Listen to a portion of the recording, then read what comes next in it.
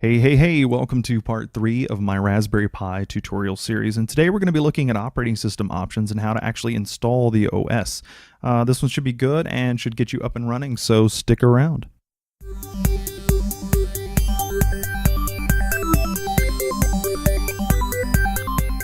Alright, first off, you're going to need to consider what your goal is for your Pi. Is this going to be a learning or tinkering board?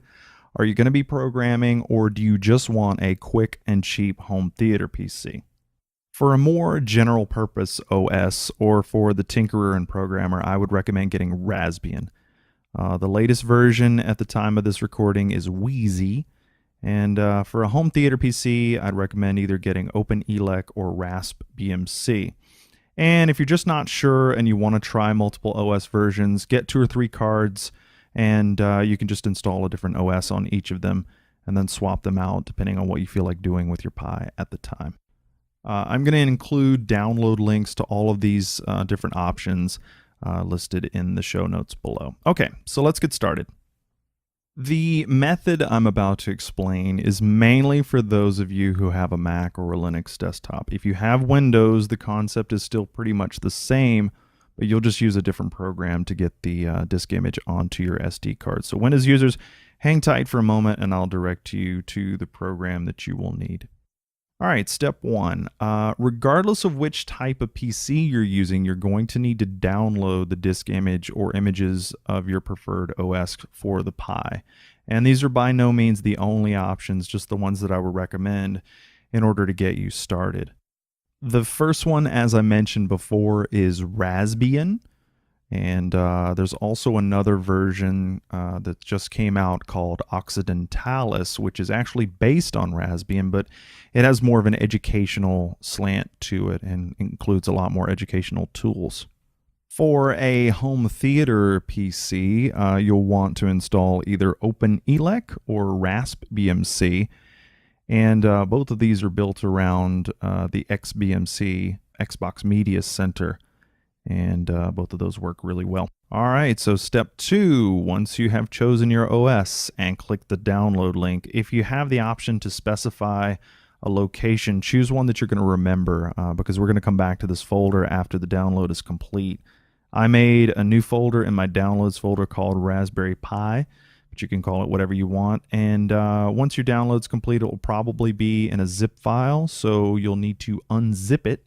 And you should now have an image file ending in .img. There are a lot of different methods to get this image onto the SD card, but if you're on Linux or Mac, we're just going to use the dd command to write the image. I'm choosing this method mainly because it's installed on almost every Unix-like system, and it should work pretty much the same on all of them.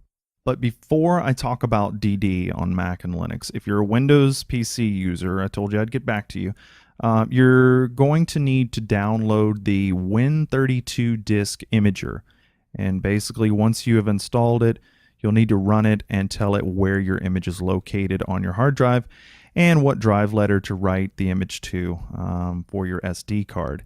And just make sure it's your new blank SD card, because everything's going to be overwritten, and then click write. And if you're confused and you want me to go into a little more detail on how to use Win32 Disk Imager, just feel free to comment below this tutorial and I'll hop on one of my Windows machines and make a separate video with step-by-step instructions for Windows users. All right, so getting back to Linux and Mac, you'll want to open up a new shell, or a terminal as it's called on the Mac. On Mac, it's located under Applications, Utilities in your Finder. At this point, you're going to want to navigate to the folder where you downloaded your disk image. And in my case, that was my home folder /downloads/Raspberry Pi. Keep in mind that you will be overwriting everything on the SD card that you're going to be using for this install. So use a fresh card or one that you don't mind overwriting. And at this point, make sure you do not have your SD card reader plugged in yet. The reason I say that is because we need to find out which device our SD card will be using. So at this point in the terminal or your shell, type df and then hit enter. Now you should see a list of devices and the folders where they are mounted. This should be any of your internal hard drives, your external hard drives, and so forth. Now is the time when you want to plug your SD card into your reader and then plug the reader into an open USB port. Just wait a few moments for the card to mount. This can take a few seconds. And then use the df command again. You should now see something different. It should be listed as either no name or volume/untitled, and then to the left side you should see a device listed like dev/disk3s1, or on Linux it would be something similar to dev/sdb1 or sdc1 or something like that next to it.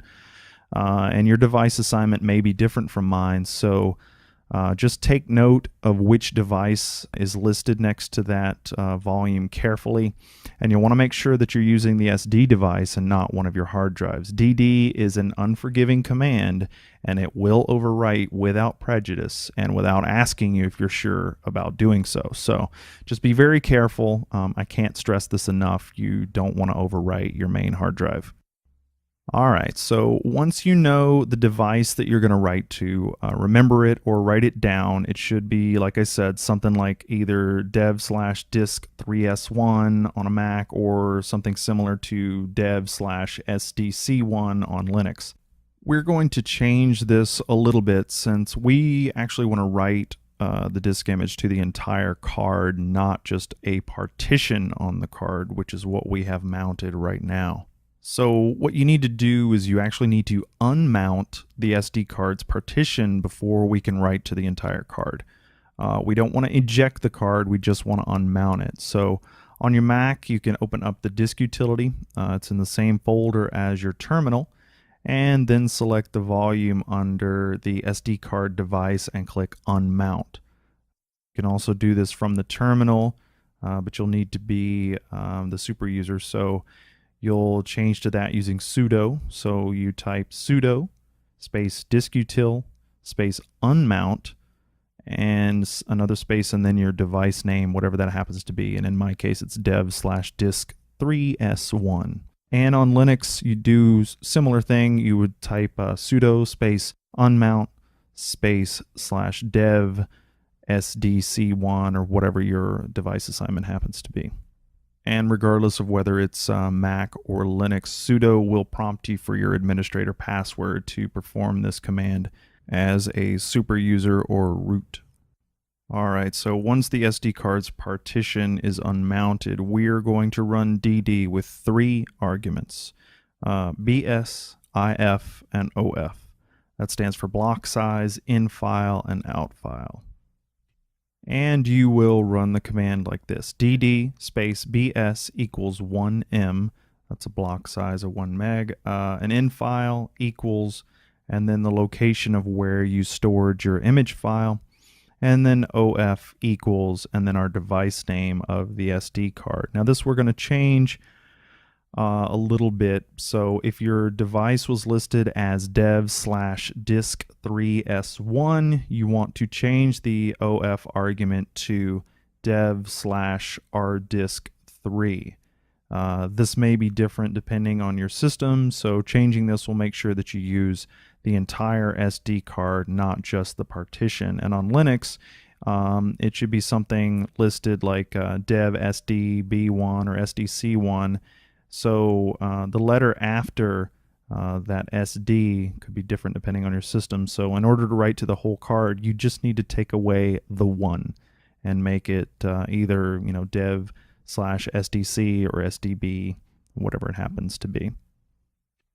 And that's pretty much it. So once you're confident that you have the correct arguments for the DD command, hit enter, and you're going to wait a few minutes while the SD card is written to. And at this point, you will not see any output during this time. It will probably take a few minutes, so just be patient. And if you're on Linux and you get an error, we might need to change the BS equals 1M to BS equals 1 capital M. For some reason, the case of the M matters on Linux, depending on the system. And once this has completed, you should be back to a command prompt, and assuming everything worked properly, you will now have a bootable OS on your SD card. You're now ready to boot your Pi for the first time and start configuring your system, which I will actually cover in the next tutorial. So thank you guys so much for watching, and be sure to check out part 4.